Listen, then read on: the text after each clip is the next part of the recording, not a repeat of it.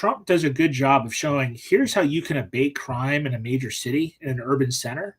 Yeah. Then it makes places like San Francisco and Portland, New York City, you name it, all these other big blue cities and blue states.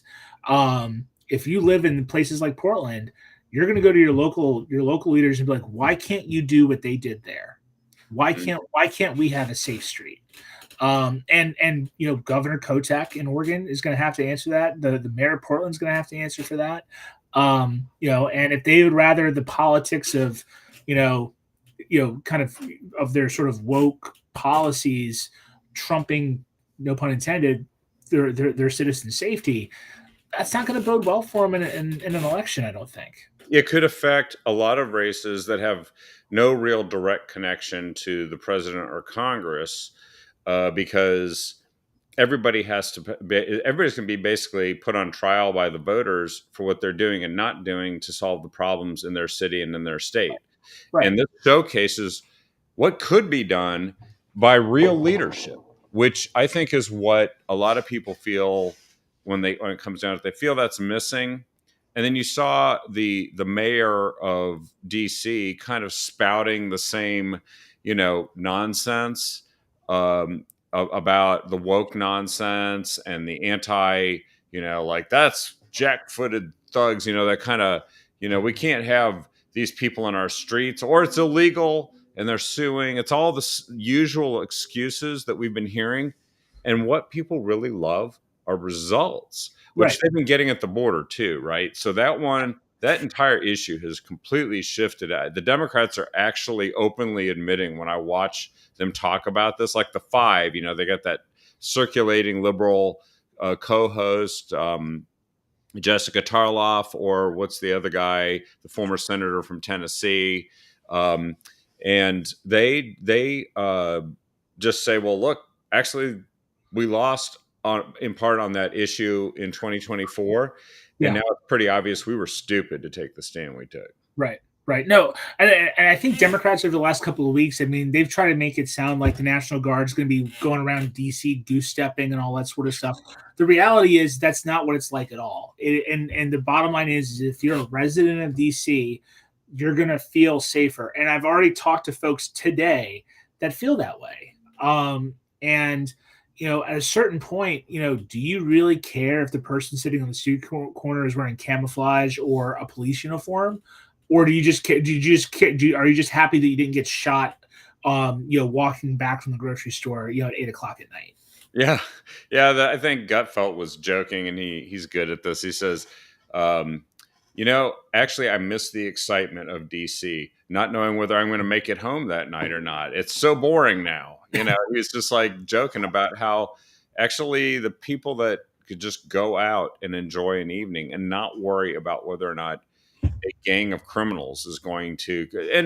And I talked to somebody just a couple days ago who went to DC on a visit, kind of a touristy visit, and two things happened. They actually saw and captured on their phone an attempted carjacking happening nearby with somebody, and asked the Uber driver or taxi driver why they allowed so much space between them and the car in front of them, and it's because they want to be able to maneuver so that they can't get carjacked.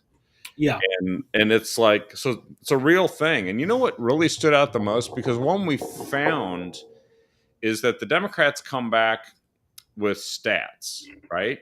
They've been doing this with everything.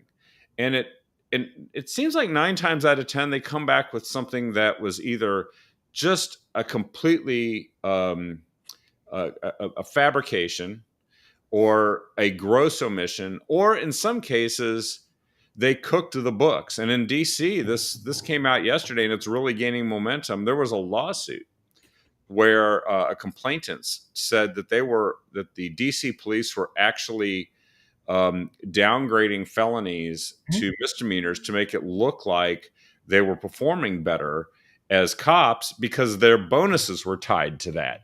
Yep. And if it happens en masse across the department and it's sanctioned by leadership who decides in the case of this lawsuit, they had court sworn testimony of of a supervisor of the complainant, the person, the whistleblower, said, I went to him and I said, I don't know, you throw a knife at your girlfriend, you beat her and you throw a knife at her and you miss. And they said, well, we're not going to make that a felony. We're going to make it a misdemeanor because she didn't get injured. And the law was clearly on the side of the officer saying, no, this is a felony. And they did this across the whole thing. And the Democrats are quoting those statistics. Well, you're absolutely right. I mean, there's so many ways that police departments across the country, especially in the urban cities like DC and Portland, can play games with the stats. And you just mentioned one. I mean, another one is that they basically decriminalize crime, right? Where it's not by accident that you have deodorant at Walgreens is behind a lockbox now. And half the stores, and if you go to pretty much any pharmacy or CVS or Walgreens, whatever, in any of these cities, half the stuff is behind the lockbox now. That's not because crime went down, like Democrats proclaim. That's because crime went up, but they don't answer those calls anymore. But in 2024, the Democrats definitely overuse this and have not learned that you can't go tell people, don't believe your lying eyes, because it happened with inflation. They tried everything they could to make people not imagine that prices had gone up, and it didn't work. Right. It didn't work. Well, and they might have lost in part because they weren't even taking responsibility and owning up for something and then coming forward with solutions. They're saying, no, that's just not true. Right. No, you're absolutely right. And I think it's the irony is that I could sit here and make the argument, not that I will too much, but I could make the argument that, look, rising crime isn't necessarily the fault of the Democratic Party, right? There's socioeconomic trends where crime rises and falls, just because of a lot of different reasons. But Democrats, because of their ideology, have fallen into this trap where they have to defend criminals. Cops are bad. Cops are evil. If a cop says something, it must be wrong. Bottom line is, all these people are victimized. They're all victims, and it allows them to fall into this logical trap of, no, there's no such thing as crime. I promise you. Don't believe your lying eyes. To use your line, Kevin. Everything's actually fine. And the problem is that people are very astute, and people are smarter than I think most politicians give them credit for. If your neighborhood is less safe now than it was a few years ago. If your wallet's a little lighter than it was a few years ago. Yeah. You live and breathe these things every day. And, at a certain point, and again, I think this is the conundrum that is a big reason that I think Democrats lost the presidency in 2024. It's why they are not a shoe-in to win the House in 2026, is that voters have become aware that, okay, look, Trump might be boisterous, he might be pompous, he might say a lot of sort of stuff that makes you blush, but he doesn't lie like Democrats do. Yeah, he actually says, I'm going to do this, then he does it. And then they try to say, you can't do that. And he goes, I'm doing it anyway. And then the result is pleasing. Right. Yeah, you're absolutely right.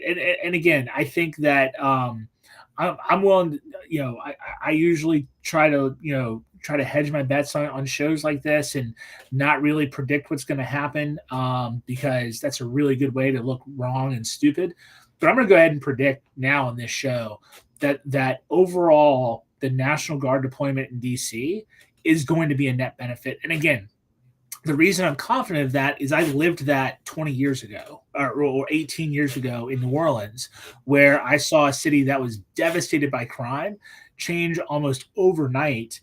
And then by the time it was time for the National Guard to go, people were begging for them to stay because they assumed, and they assumed correctly, that as soon as the National Guard left, crime would get worse, and it did.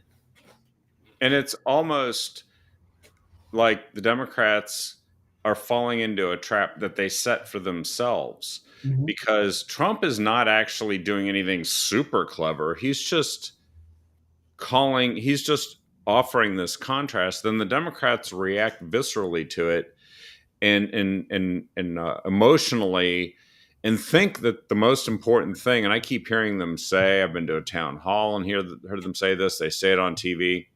The problem is, Democrats have a very low popularity rating because there are a lot of Democrats who are unhappy with the Democrat Party, and what they're unhappy with is we aren't fighting hard enough. And then when they translate that into we don't fight hard enough for our far left positions. They don't question the positions. Some do, but very few, and they get shouted down. The rest are saying the thing is we aren't fighting hard enough for all of the woke stuff. We aren't fighting hard enough to against tax cuts. We aren't fighting hard enough, to defend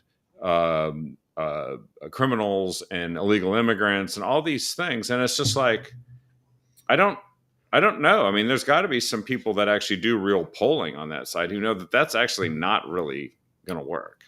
No, I think and I think there's a couple of forces at play. I mean, Democrats, I mean, they have to win primaries the same as everyone else, and the reality is that their primaries have moved further to the left. And the same could be said as for Republican primaries, primarily moving further to the right. Like we have more Freedom Caucus members now than I think we ever have. So there's something to be said about the fact that when the Democrat primaries are over, I mean, they're putting up far left people that frankly don't necessarily care what the polls say. They are adamant that they're justice warriors and all that sort of stuff. I mean, case in point would be the New York mayor's race. Not exactly a primary, but what was born out of that New York mayoral race was a very, very liberal candidate. Who I want to keep calling Zohan because I always think of remember Zohan, yeah, the Adam Sandler. I always like, but I think that's part of their issue. And again, I think for the most part, they're making a mistake. And as a Republican media consultant, I am happy for them to continue making it. It makes my job easier. It makes my ads better. But yeah, I at the end of the day, like if I'm a Republican, that's what I have conservative beliefs. But if I had to try to shed myself of my beliefs at the moment and I could just pick which team would you rather work for right now and just kind of look at the lay of the land, I would much rather work for Republicans. Republicans in this moment certainly feel more correct on issues and policy than Democrats do. Carjackings in DC down 83%, overall crime down 8% in just, what is it, 10 days or something? Yeah, less than 2 weeks. Which is just phenomenal results. You almost wouldn't have wanted to promise such a thing was possible in such a short period of time, but then it just shows how flawed the policies were before that. Now I'm thinking there's another set of silly, flawed policies, and it's the way Democrats are reacting on illegal immigration and that whole thing. Now, maybe it's more convoluted when you get into polling that strips away criminal from illegal alien and starts. There's been a lot of stories that are either exaggerations or debunked about the actions of ICE just going and taking innocent people off the street and kidnapping them and deporting them. But it seems like the Democrats' reaction to this, and especially the way the sanctuary cities and states are digging in now and telling the Trump administration, and Portland got Oregon, Tina Kotek got the ultimatum. Today is the deadline if they don't answer back, and then there's going to be consequences if they don't cease what has been described, and probably will have to be, go through a court process at some point of actual obstruction and interference with the efforts by ICE to capture these criminal illegal aliens and deport them. And then the Boston mayor, defiant. Boston will not back down from who we are and what we stand for. And of course, she'll probably get reelected there. But Tina Kotek, she said, I will fight Trump and the Trump administration deadline to end sanctuary policies, which she actually can't end them because it's like a state law. She Yeah. could maybe be more cooperative, but technically she's following Oregon state law. And I just think that um, they're stepping again into another trap that they that and our attorney general has sued President Trump 36 now 37 times in Oregon, and a lot of it has to do with the sanctuary state stuff. It has to do with the belief that they're entitled to receive money from the federal government for things that have been defunded by Congress forever. Right. It's just crazy stuff. Yeah, I mean, on immigration, you're right in some ways. The messaging is a little more convoluted, but I'd also argue in other ways it's not. This is very much my personal opinion, kind of taking my pundit hat off and just speaking truthfully on this issue. Yeah. Are there are there sad stories? Are there good people being deported back to their country of origin? Yes. Like there is an element of human tragedy with some of the deportations that are going on. Like, and that sucks. And I feel and I empathize for those people that find themselves in that situation. However, the bottom line is that we're a country of laws. And doesn't matter how good you are. If you were here illegally, if you've stayed past your visa, if you skipped going to immigration court, at a certain point, you need to be sent back to your country of origin. Well, could I insert here? Everybody has received the opportunity to self-deport with Yeah, the opportunity to get back into the country. So if you dig in your heels and you say, I ain't self-deporting, I ain't showing up for court, I ain't doing anything, I'm just staying. and here's my personal take on it is that, look, if whether it's you, the listener, or just anyone, if you believe that our immigration laws are wrong, that they somehow need to be fixed in some way, whatever way it is, it's obviously your prerogative to believe that. But we can't be a nation that ignores some laws but enforces others. You have to enforce the laws in the books, and if you don't like the laws in the books, that's why we live in a republic. You elect people to go and change those laws. But until those people are elected and until those laws are changed, you enforce the laws that are on the books. Otherwise, what type of country are we living in? What's the point of any law? If we can have a governor or a president or a mayor, anyone say, you know what, I don't think this immigration law is fair, so I'm not going to enforce it. That's not how democracy works. It's not how a republic works. And I can't think of anything more authoritarian to use the Democrats' logic against them Yeah. than a governor saying, you know what, I know that this law, that says that people that shouldn't be here illegally should be deported. I think at the end of the day, I don't agree with it, so I'm not going to enforce it. That is Anti-democratic. Anti-democratic. Yeah. And that to me drives me up the wall. And that's always been my main point of the issue is that, like, look, I don't need to sit here and argue whether or not our immigration laws are correct or incorrect. They're on the books. They're in statute. And I believe that if a law is in statute, which means that if it was federal, obviously, passed the House, passed the Senate, maybe went into conference, eventually went back to the president's desk and signed into law, that it went through the democratic process and that it should thus be followed. Plain and simple. Yeah, and there is a kink in the system when you have an executive that uses some discretion to prioritize and simply not put resources into enforcing something versus other things, and that's how they've kind of gotten away with it. It's you can't push a string, and that's been because when you go and you sue and you say, well, I'm going to try to force the governor to go and enforce the law, or I'm going to try to force President Biden to enforce the law, those court cases typically have gone nowhere. Right. But we had a big change, and then somebody ran on, I'm going to enforce the law, and then he does it. What seems to be political tin air is that the Democrats have said that not only are they not going to cooperate and they're going to disagree, they're going to fight against this. And that seems like digging a hole.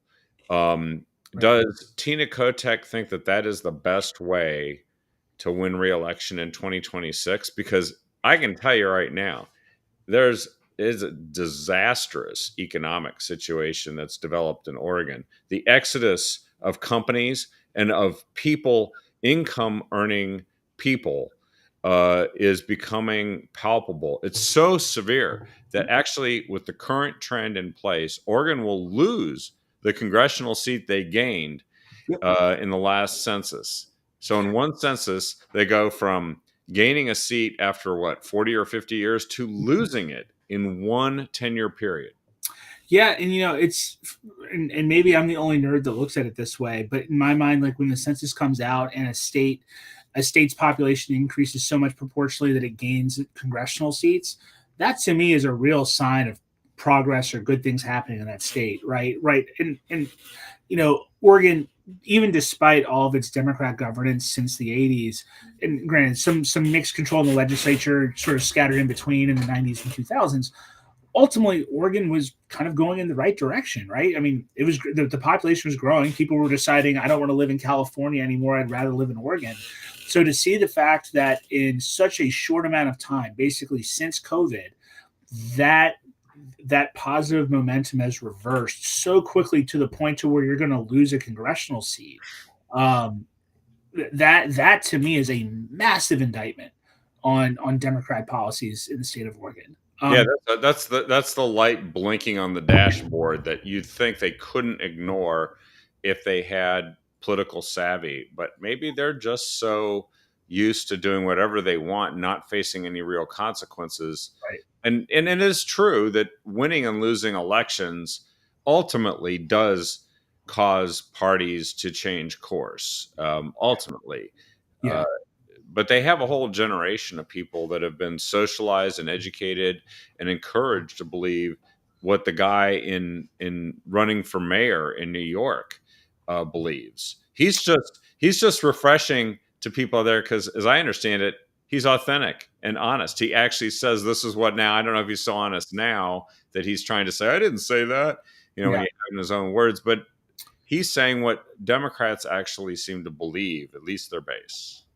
Well, and I think there's something to be said about compassion can go too far. Like I try to have compassion and empathy for people as much as I can. I just think that's the most human thing to do. But at the same time, I think what the Democrats have done is they've taken compassion to this extreme level to where it's no longer compassionate. Like all of their compassionate policies have made it impossible for a young family to buy a house in Wilsonville. One of my favorite ways to troll friends of mine in Oregon that still live out there is I'll go on Zillow and I'll find, basically a cardboard box, in the suburbs of Portland they can buy for $500,000. Yeah. I'll show them what $500,000 can buy in Northwest Georgia, which basically looks like a McMansion style complex on Yeah. like acres of land. The reality is that Oregon has become so unaffordable that people can't live there anymore. And I would just ask simply to the Democrat leaders, where's the compassion in that?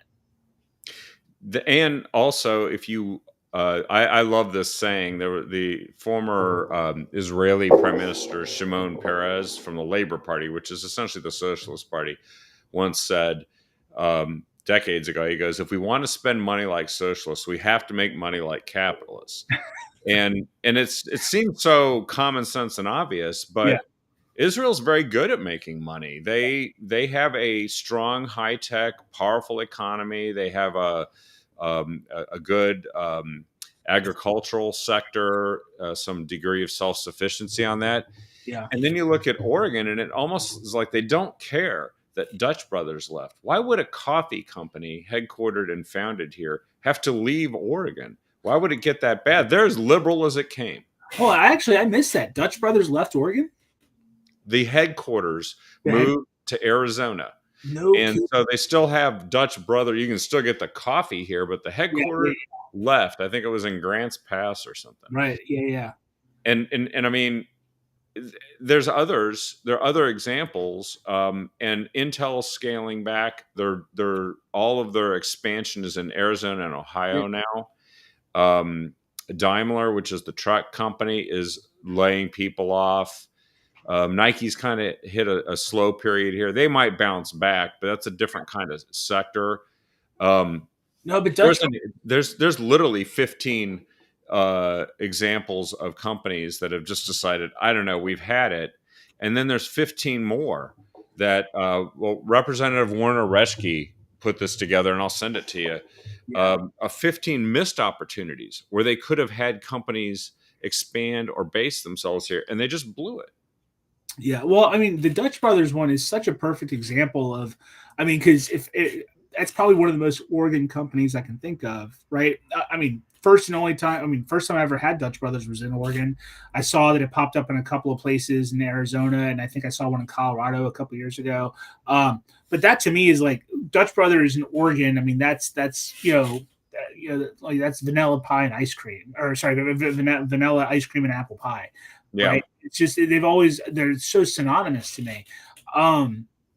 To lose such a homegrown company like that is that to me is very telling. It's one of those things where I would hope on some level a governor like Tina Kotek, maybe she believes that she has to snump on all this stuff. She has to run far left because she has, the left part of her party to appease. Politics is politics, whatever.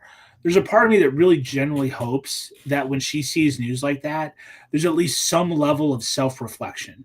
I don't know that there is. There probably isn't. But like, it's like if you're Tina Kotek and you're not embarrassed that a company like Dutch Brothers moves to a different state when that company is Oregon, like there's nothing more Oregon to me than like Dutch Brothers. You might as well like wake up tomorrow and realize like the beaver's no longer on the flag. Well, I will tell you this: they're worried about the Blazers maybe leaving town because it's going to cost a couple $100 million in the end to build a new arena, and the taxpayers are kind of losing patience with this stuff. Like they're losing patience with the big ticket items that they're being told that they're going to have to pay for. And they're not going to get a bunch of free money from the feds anymore. They still want to spend all the money on the things that they said were super awesome, all the DEI, which is like 100 million plus is what they're spending. Right. They're saying the Department of Transportation here in Oregon has a department that is the DEI department. It gets $28 million a year in funding. That's a department where they're laying off people who actually do real work fixing roads.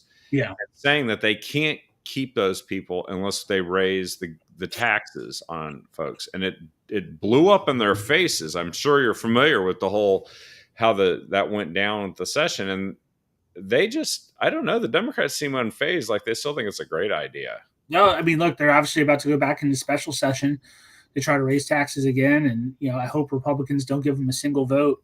And I think really, if we're talking Oregon politics specifically for a second, I mean, I think that's something that hopefully Republicans learned in this session, this past one that just happened, because it's something that I thought when I was out there, and I know some colleagues of mine have thought, is too many times there's always one or two Republicans in the legislature that are willing to lend their vote to Democrats to get something passed. What I've told to friends and colleagues in Oregon on my side of the political aisle is like, look, as a Republican in the legislature, you have to admit to yourself that the state of Oregon said, we do not want you running our state. We want Democrats running our state. That's what voters said in 2024 when they voted for state representatives and state senate as a whole. So what you need to do is give voters what they want and allow Democrats to run this state. Don't water it down. Let them see what unfiltered, purified Tina Kotek Democrat legislature policies look like. Don't try to compromise. Don't bend. Don't buckle. Vote no on this stuff. And so when campaigns happen in 2026, this is one thing that I always say as a media consultant, and I'm not the first person to say this, but political elections are won in primary colors, not pastels, right? Yeah. I need bold contrasts. Yeah, bold contrasts are what make a difference in an election. And I think what Republicans did successfully this past session is they set up at least one bold contrast They need to make sure they stick to their guns, keep that contrast, through this short session. If Democrats want to pass a tax increase, they have a supermajority in the House, they have a supermajority in the Senate, and they have a Democrat governor. They do not need a single Republican, with the exception of holding quorum. That is it. And that is really the crux of it. And the Democrats are playing the same games right now too. They're being really vague. They're not saying what anything's going to be. They're going to try to hide the ball until they think they can just sort of quarterback sneak it into the end zone on the 29th of August, which is only 10 days away. Right. And it's right before Labor Day. And it really does look like the Democrats want to bring back the same bad ideas and pass them.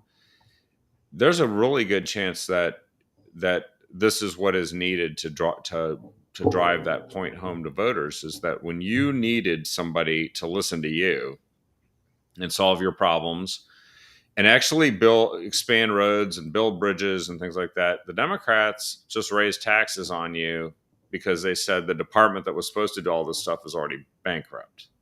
Mm-hmm. Yeah. Well, and I saw one of the listeners commented that that there's a rep out there, a Republican rep, that's thinking about voting for the gas tax in the special session. Well, look, here's the dirty secret when it comes to these sorts of things. I don't know which rep that is specifically, but I've seen it and it's not Oregon specific. This is across the country, right? What will happen is that, in order to get a Republican vote so they can say that it's bipartisan, there might be a new community center that's built in that state rep's district. They'll earmark some money for some local project or some local funding that helps out that particular state rep or state senator or whoever it may be. That's just the reality of it. And, I think, and I understand to an extent why they would want to do that. I know that, for example, there was one rep who was fighting to make sure that a particular bridge in Hood River was fully funded in the transportation deal, and was considering giving his vote to make sure that bridge was funded. The bridge in question really needed to be rebuilt or fixed or whatever. It's in disrepair. When that came up, the question I asked, what's more important, fixing a bridge or fixing a state? I agree, the bridge probably needs to be fixed, but the bigger issue here is that the entire state is in disrepair. So what you're saying by giving your vote is you're going to allow the entire state to remain in disrepair and under Democrat control to fix this one, in the grand scheme of things, this one itty bitty little thing that you might be able to brag about to your buddies at the local Rotary Club. Who cares? Yeah, it's losing some perspective there. And I don't know, sometimes these legislators spend too much time talking to folks in the Capitol, to lobbyists, and they get surrounded by them. And then it's sort of like starts to influence their minds. Because, if lobbying didn't work, they wouldn't do it. Right. And, if it was a total waste of money and time, it wouldn't be done. Yep. And it does have an effect. Now, I'm looking at the plan for this, and it is to raise taxes and to raise fees. And they're going to try to say that it's just not going to hurt that much, but people are already hurting. And then they have these huge failures, like the I-5 bridge is just unbelievable. The interstate bridge is it's stupid. It is like, why would we want to lend any credibility to a boondoggle that the federal government's decided they're not going to give money to anymore? Right. Why? And I do think you can act on this. You can let those state legislators know what you think. It does work if enough people do it. They start to hear another voice besides the lobbyist in their ear all the time, or the person that says it's no big deal, just vote for it. Everybody will forget about it come election time. And as you said, there's a state that's in a state of disrepair that really needs saving. Now, there's also some of the same problems we've had. And the Democrats always say that they just don't have enough money to do it, like the wildfires, the timber counties that are just circling the drain because they just got no money. They can't even pay for maintaining law enforcement anymore. And some of this might get affected or improved by the federal government. It could. Mhm. But the Democrats, is it at the point where there's just whole sections of Oregon represented by Republicans that the Democrats just don't give a crap about? Yeah, it's called everything except for Portland. Yeah. No, it's and look, it's not unlike other states. Louisiana felt like this at some points in my lifetime, where New Orleans was kind of our Portland. It was the political epicenter of the state, and since it was Democrat controlled, it felt like that. The tail really wagged the dog. I think that's especially true in Oregon with Portland. Especially if you're on the Democratic aisle of things, Portland is where all the political power is in the Democratic Party. So even if you're running statewide, you have to make sure that and it's not just the number of voters that live there. It's the Democrat donors are live in Portland. It's some of the more influential lobbyists are based in Portland and the Portland metro area. Yeah. And it's and the voters there are important as well, but it's arguably not as important as the first two things that I listed. But yeah, no, I agree. I mean, I hear it from Republican friends of mine in elected office in Oregon all the time. Is they feel like part of their job is just using a megaphone just to so people are aware of the problems in their district or in their part of the state, whether it's stuff like the wolf population or water management and things like that. Stuff that if you live in Portland, you never have to worry about or think about.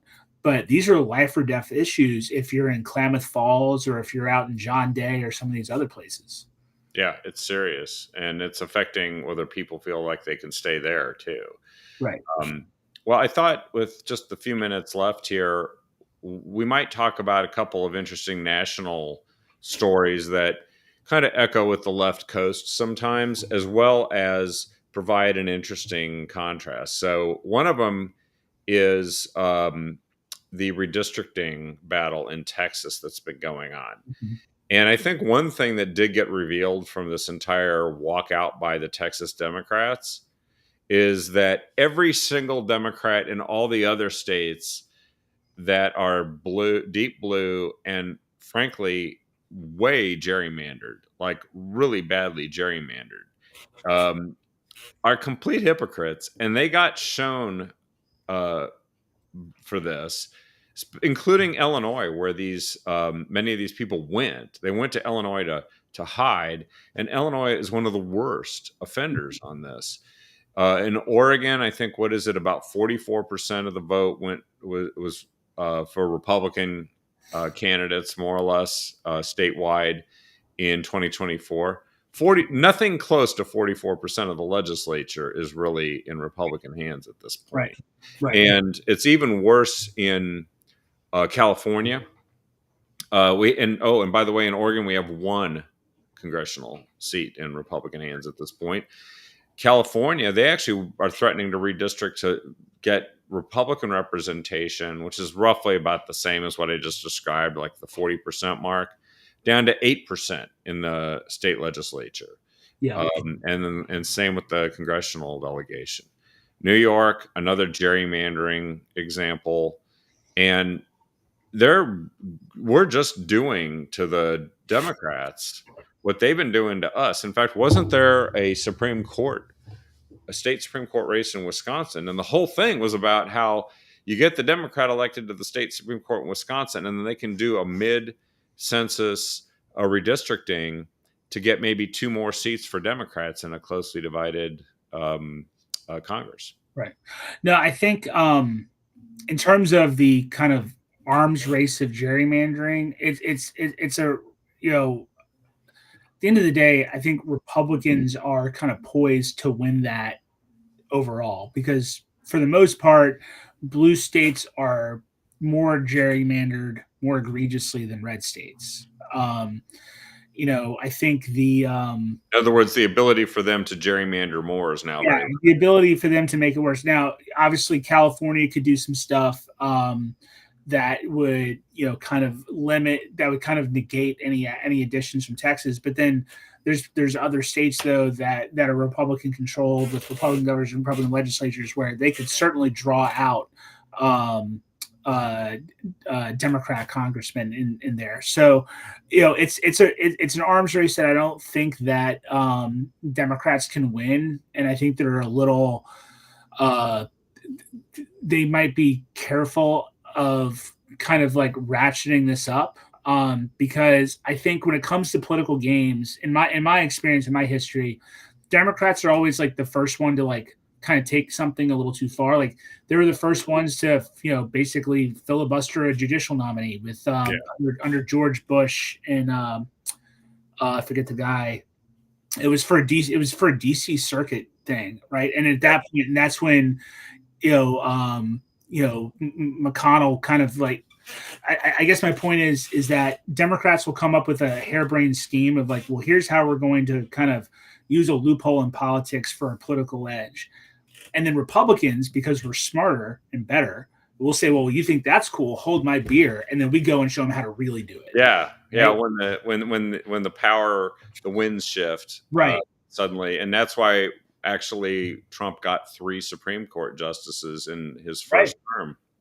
That's why, like, I was telling, like, I have some liberal Democrat friends, and I love them to death. They do the best they can to survive every day. But when Biden was in power and they controlled the Senate, they were all for packing the court, and they're all for getting rid of the filibuster and all that sort of stuff. And I was like, you do not want to do that, because politics is cyclical.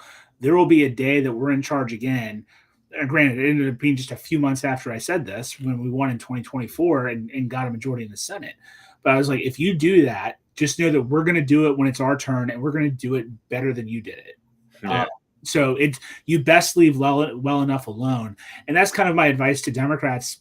If anyone's listening and you're thinking about gerrymandering your state to try to get a Democrat edge, I would leave well enough alone, because when we get the opportunity to play the same political game as you, we'll do a better job of it. So, speaking of political games, Gavin Newsom seems to be determined, despite the baggage from his own state that is not really that great.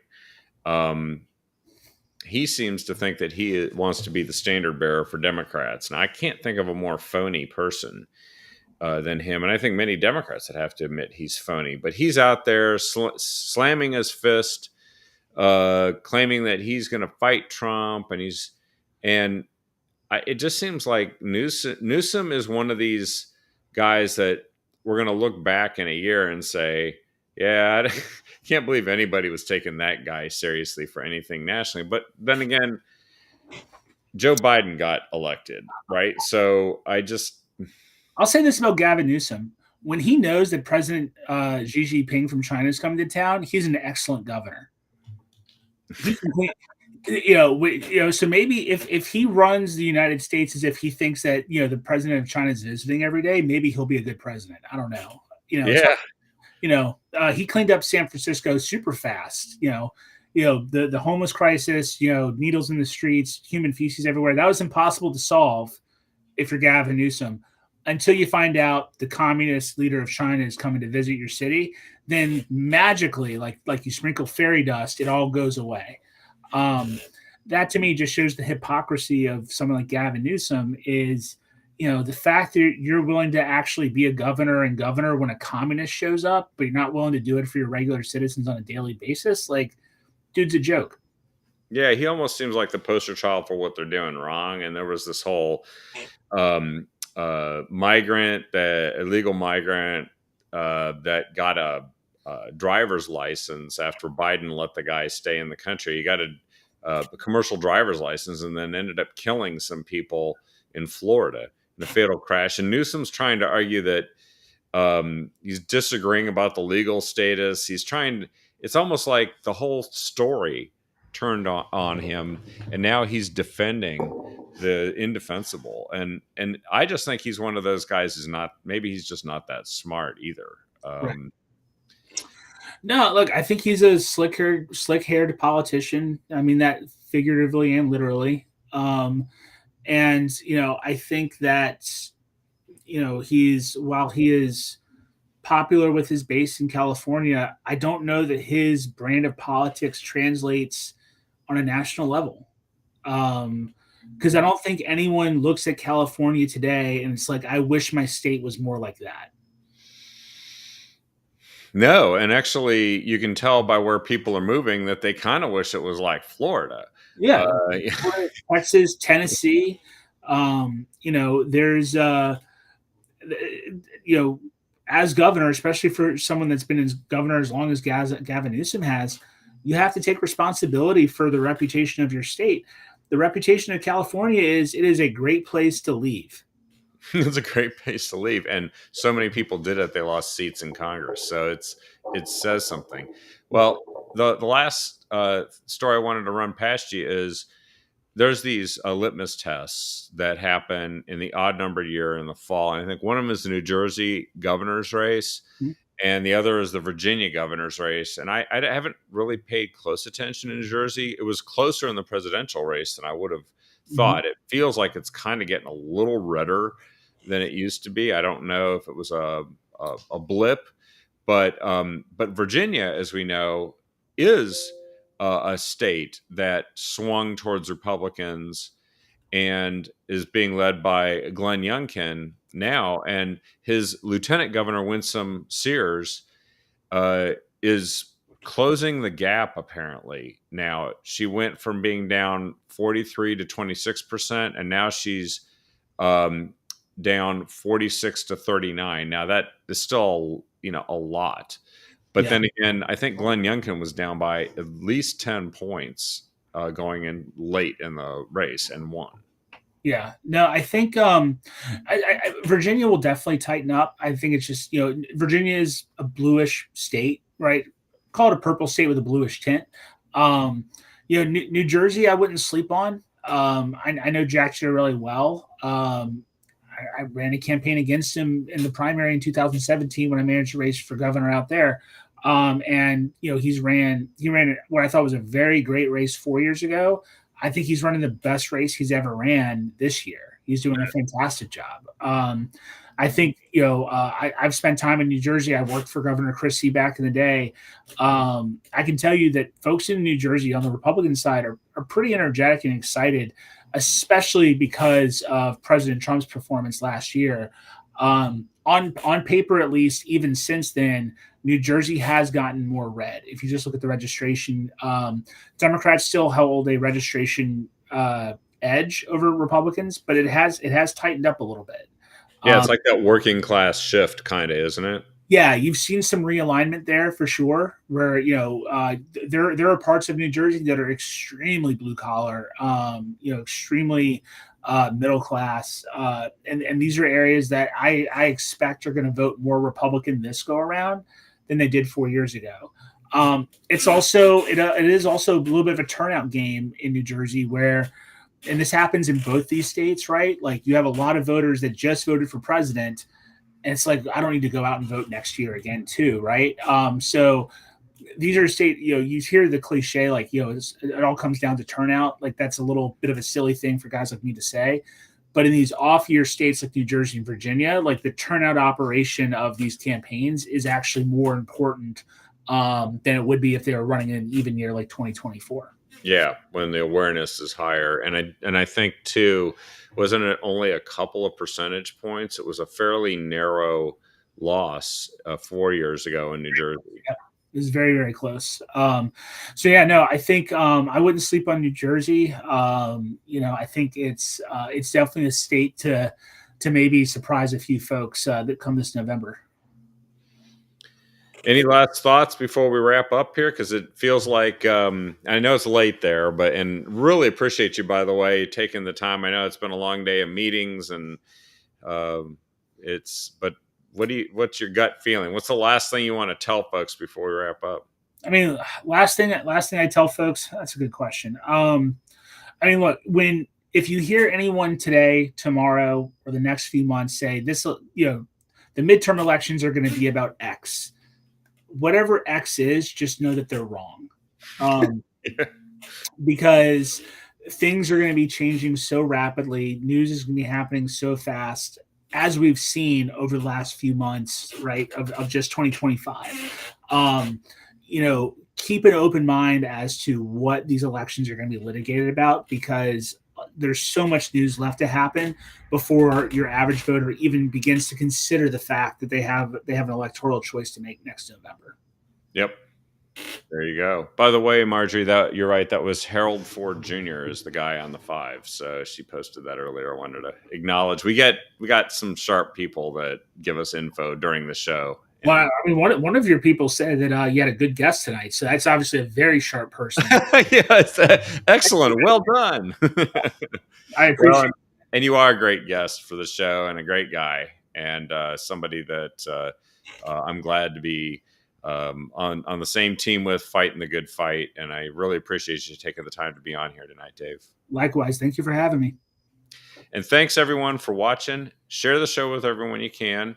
And tomorrow night we have our new person that's come on with Don, and so join us for that one because they're doing a great job. We're getting the word out, but we also know that we need to get it to even more people. So make sure you share this one, and we will see you on the next Captive Audience. Have a good night, everyone.